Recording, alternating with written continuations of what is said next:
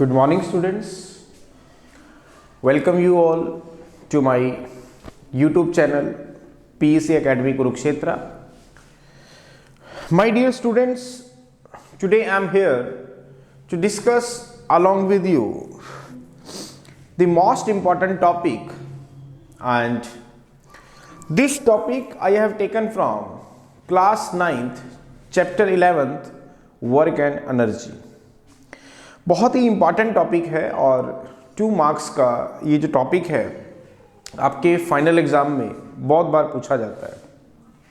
Even कि अपने school के बच्चों से भी मैं इस टॉपिक को बार बार फाइनल एग्ज़ाम में पूछ चुका हूँ। तो इस तरह के टॉपिक्स को अटेंड करने में आपको प्रॉब्लम ना आए, इसलिए आज इसका वीडियो जनरेट कर रहा हूँ और जल्दी ये वीडियो आप तक शेयर भी कर दिया जाएगा।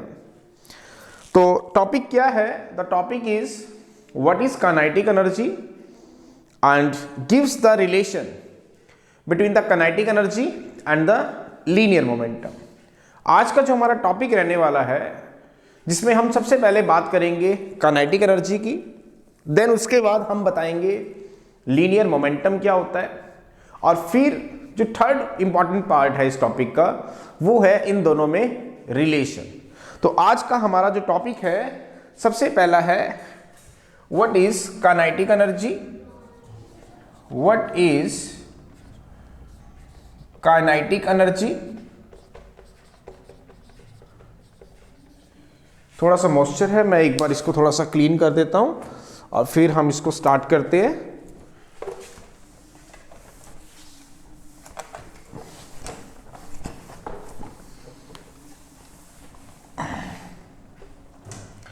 The topic is what is kinetic energy.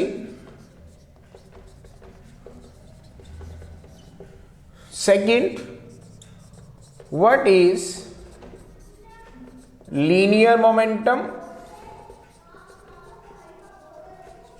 And the third topic is, इसी के अंदर ही है ये part, establish the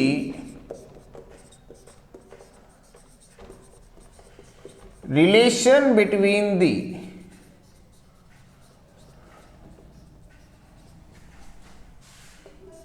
kinetic energy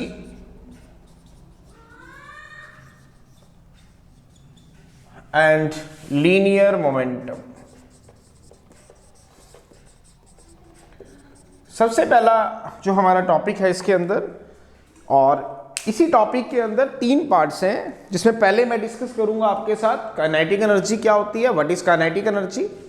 second मैं डिस्कस करूंगा what is linear momentum, linear momentum क्या है, और तीसरा मैं डिस्कस करूंगा establish the relation between the kinetic energy and linear momentum. So my dear students, start करते हैं इसको। तो सबसे पहले हम बात करते हैं किसकी? काइनेटिक एनर्जी की। Kinetic energy. Now what is kinetic energy? Kinetic means motion. तो किसी भी बॉडी में अगर एनर्जी उसकी मोशन की वजह से आती है तो उसे हम काइनेटिक एनर्जी का नाम देते हैं। तो what is kinetic energy? It is the energy possessed by the body by the virtue of its motion. किसी भी बॉडी के अंदर अगर जो एनर्जी है उसकी मोशन की वजह से आ रही है तो उसे हम काइनेटिक एनर्जी कहेंगे। तो what is kinetic energy? It is the energy possessed by the body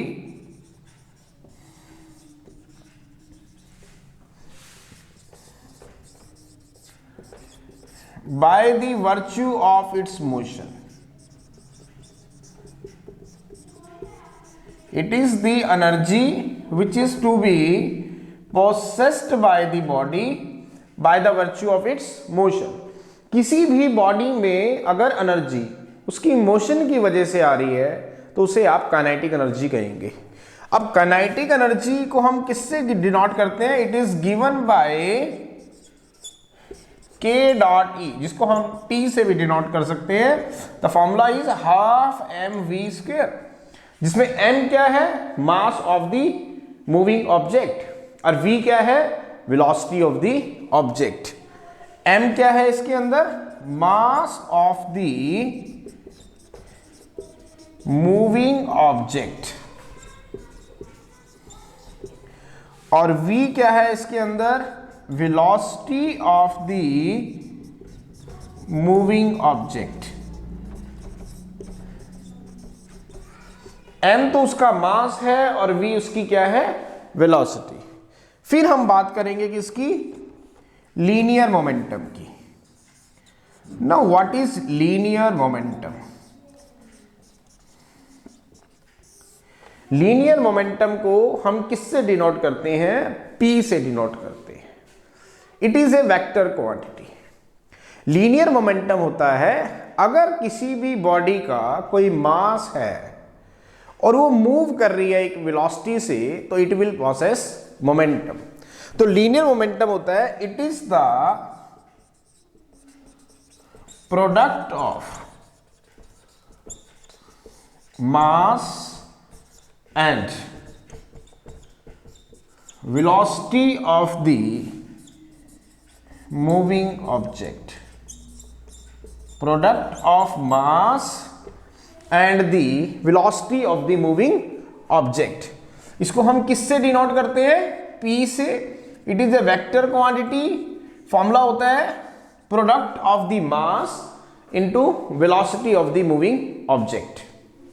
अब वेक्टर क्वांटिटी कैसे है, मास एक स्केलर क्वांटिटी है, velocity you know very well, it is a vector quantity. जब भी किसी स्केलर को किसी वेक्टर से आप मल्टीप्लाई करेंगे then you will get a vector, तो p is a vector quantity. फिर तीसरा इंपॉर्टेंट पार्ट है हमारा कि इन दोनों में आप मुझे एक रिलेशन सेटअप करके दें। किस किस के बीच में, काइनेटिक एनर्जी में, काइनेटिक एनर्जी में और लीनियर मोमेंटम में। आपने हमें क्या करना है, एक इंपॉर्टेंट रिलेशन देना है। किस किस में, काइनेटिक एनर्जी और लीनियर मोमेंटम में। अब कैसे देंगे, you know that the kinetic energy, अगर आपके पास सपोज एक ऑब्जेक्ट है, दिस इज द ऑब्जेक्ट जिसका मास है मान लेते हैं m, and it is to be moving with a velocity से v, तो definitely it will possess kinetic energy. तो kinetic energy you know that half m v square. तो एक काम करते हैं, ऊपर भी हम m से मल्टीप्लाई कर देते हैं और नीचे भी। तो क्या इस इक्वेशन पे कोई फर्क पड़ेगा, नहीं।